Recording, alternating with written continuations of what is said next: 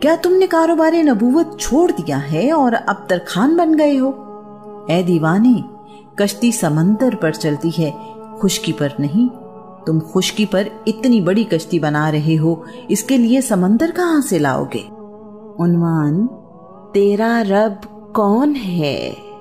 یہ کشتی کس قدر بڑی تھی اس کا اندازہ اس بات سے لگایا جا سکتا ہے کہ قرآن مجید کے الفاظ میں ہم نے اس کشتی کو عبرت کی نشانی بنا کر رکھ دیا۔ ہے کوئی اس واقعے سے عبرت حاصل کرنے والا؟ اس کشتی کو تیار کرنے میں 40 سال لگ گئے۔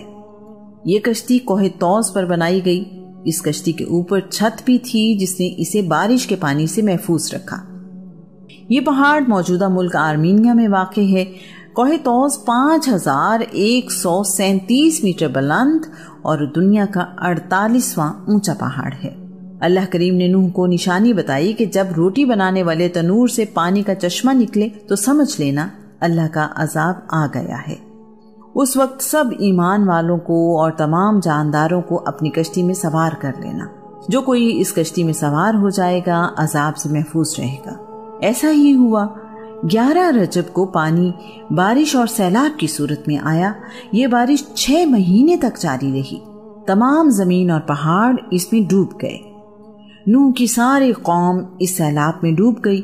ان کو غرق کرنے کے لیے زمین سے زوردار چشمے جاری کر دیے گئے اور جو فیصلہ کیا جا چکا تھا اس کے مطابق طوفان کے دونوں پانی مل گئے۔ اللہ فرماتا ہے، پھر عرصہ دراز کے بعد زمین کو حکم دیا گیا کہ اے زمین اپنا پانی نگل لے اور اے آسمان تھم جا۔ پانی خشک کر دیا گیا اور کام تمام ہو گیا۔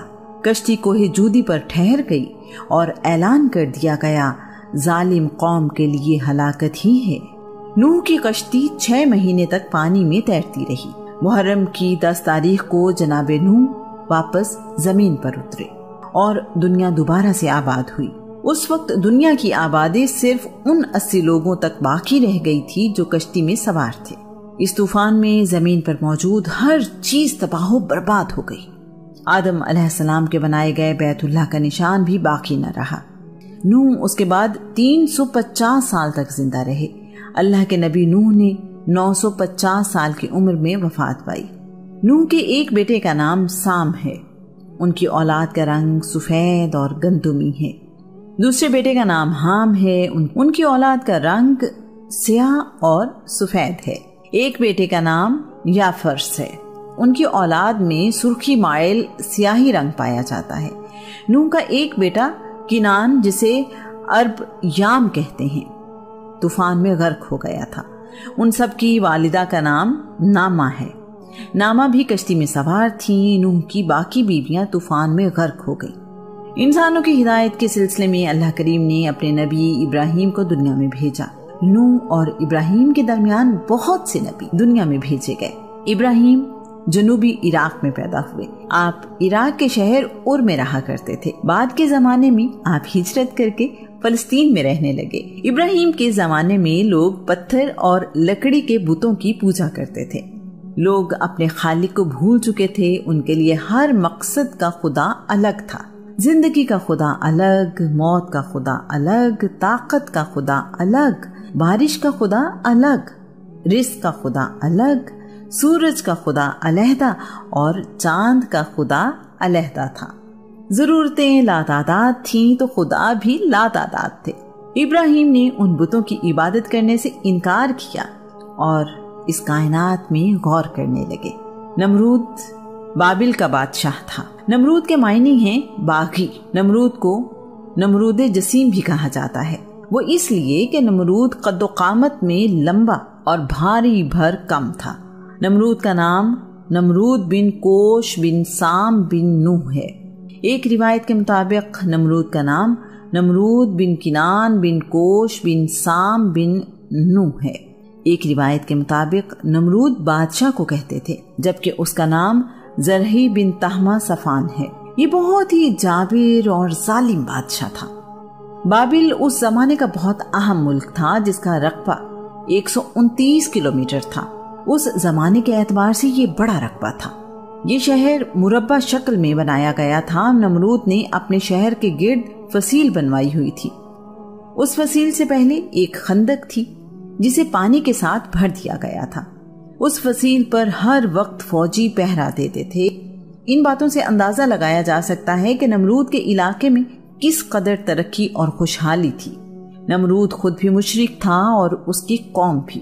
نمرود خدائی کا دعوے دار تھا۔ نمرود کی رعایا اس کی بھی عبادت کرتی تھی۔ اللہ کے نبی ابراہیم نے دیکھا کہ تمام لوگ ہی بتوں کی عبادت کرتے ہیں تو سوچنے لگے، یہ بت جو نہ کسی کو فائدہ دے سکتے ہیں نہ ہی نقصان، پھر یہ خدا کیسے ہو سکتے ہیں؟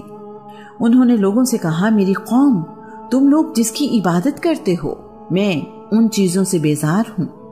اپنی قوم میں اعلان کر دیا، بے شک میں نے اس ذات کی طرف رخ پھیر لیا ہے جس نے زمین اور آسمانوں کو پیدا کیا ہے۔ نمرود کا تمام وسائل پر قبضہ تھا، ان میں اناج، فصلیں، جانور سبھی شامل تھے۔ لوگوں کو اپنے ہاتھ سے خوراک دے کر اپنی انا کی تسکین کرتا تھا۔ جب لوگ اس کے پاس جاتے تو پہلے ان سے اپنے خدا ہونے کا اعتراف کرواتا، پھر خوراک دیتا۔ یہ سلسلہ سال ہا سال سے ایسے ہی چل رہا تھا۔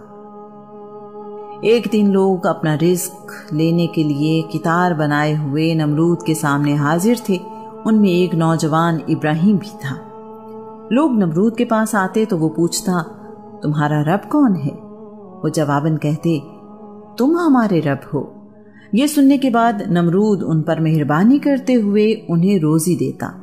ابراہیم کی باری آئی تو نمرود نے ان سے بھی پوچھا، تمہارا رب کون ہے؟ ابراہیم نے جواب دیا، میرا رب وہ ہے جو زندہ کرتا ہے اور مارتا ہے۔